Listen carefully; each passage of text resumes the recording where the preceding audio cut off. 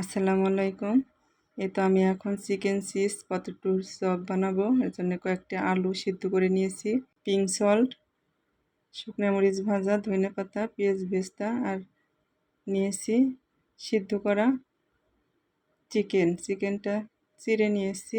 আর ওদিকে আলু ভর্তা করে নিলাম।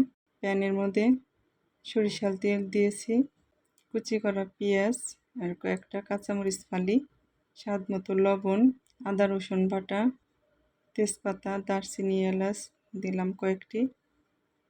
ভেজে নিয়ে একটু সামান্য পানি দিয়ে দিলাম। এখানে ভাজা জিরা, মিক্সার মশলা, শুকনো মরিচ গুঁড়ো, হলুদ গুঁড়ো আর একটু গরম মশলা গুঁড়ো দিয়ে দিলাম। মশলাটা এখন একটু কষিয়ে নিব। কষানো শেষ, চিকেন চিড়াগুলি দিয়ে দিলাম, একটু ভাজা ভাজা করে নেব। এরপর একটু গোলমরিচ গুঁড়ো দিয়ে দিলাম। এই তো আমার চিকেন ভাজাটা শেষ। ওদিকে নিয়েছি আমি চিজ, চিকেন ভাজা আর এদিকে আলু ভর্তা করে নিয়েছি। এখন আমি যে কোনো শেপে বানাইতে পারেন, আমি একটু লম্বা টাইপের শেপে বানাবো। এর ভিতরে একটু চিকেন দিয়ে দিব।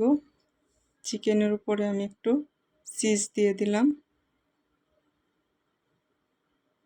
তারপরে আমি এটাকে ভালো করে ভিতরে দিয়ে মুড়ে নেব। এভাবে করে আমি বানিয়ে নেব। তো বানানো শেষ। এখন আমি একটা গোল শেপের বানিয়ে নিলাম। আপনারা যে যেরকম পছন্দ এরকম বানিয়ে নিতে পারেন। এখন আমি একটা ডিম নিয়ে নিলাম, ভালো করে কুসুম সহ ফিটাই নিয়েছি। আপনারা চাইলে কুসুম দিতেও পারেন, নাও পারেন। এর মধ্যে গুলে নাড়াইয়া তারপর আমি ব্রেড ক্রাম্ব দিয়ে দিতে পারেন, বা আমার ব্রেড ক্রাম্ব নাই, আমি একটু টোস্ট বিস্কিটের সাথে গড়ে নিলাম। তারপর প্যানের মধ্যে দিয়ে দিলাম। এভাবে করে একটু লালচে লালচে করে ভেজে নেব। এই তো ভাজা কমপ্লিট।